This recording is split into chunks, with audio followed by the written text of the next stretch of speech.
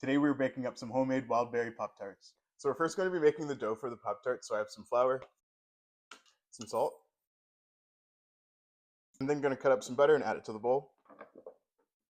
And you can use a food processor to get this combined, but I just like using my hands. So at this point, this is how the butter mixture should look. We're then going to add in some light corn syrup, and then we'll get this mixed together. So after mixing it, this is what the dough looks like.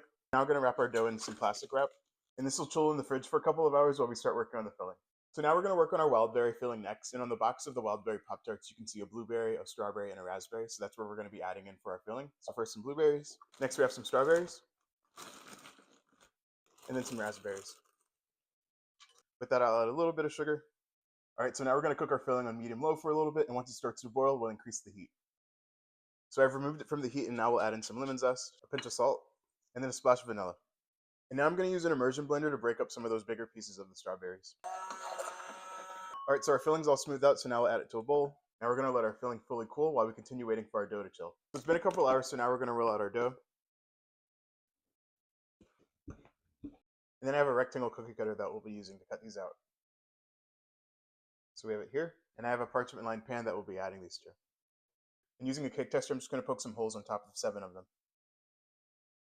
So at this point now, I'll put these in the fridge to firm up a little bit. So these are in the fridge for a little bit, and we're taking our first half. So I'm going to spoon in the center about 1 tablespoon of filling.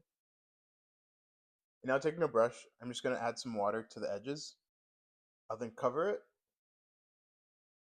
And using my fingertips, I'm just going to carefully enclose everything. So our Pop-Tarts were in the freezer for about 15 minutes. Our oven's ready to go, so now we're going to put these in for about 25 minutes. All right, so these were in the oven for about 25 minutes, 28 minutes. They exploded just a little bit on some of them, but that's totally fine. They'll be covered up when we add the frosting, which we'll work on next. Wildberry Pop-Tarts have 2 parts, the purple frosting and then a blue swiggle on top. So first we're going to work on the purple part. So I have some powdered sugar, some vanilla, 2 tablespoons of milk. I don't have purple food coloring, so we're going to be mixing up blue and red. So now with our purple done, we'll do the same for the blue. So we have both blue and purple ready to go, so now we're going to officially start icing. Now that the outline has dried, we can fill it in. So we'll let the purple frosting set for a few minutes, so now we're going to finish off with the blue. So I'm pretty happy with how they turned out. I think the bake is really nice. They could have definitely been a bit neater, but it's okay. I think they're going to taste great regardless. So now for the best part, I get to eat one. It's probably one of my favorite Pop-Tart dough recipes thus far. It reminds me of an actual Pop-Tart. And then I'm really happy with the mixed berry filling as well. So the great thing about these is the dough is easy to work with. They come together pretty quick, and you can be very, very versatile with the flavors. I'll be sure to have recipe details in the caption, and let me know if you want to see other Pop-Tart flavors soon.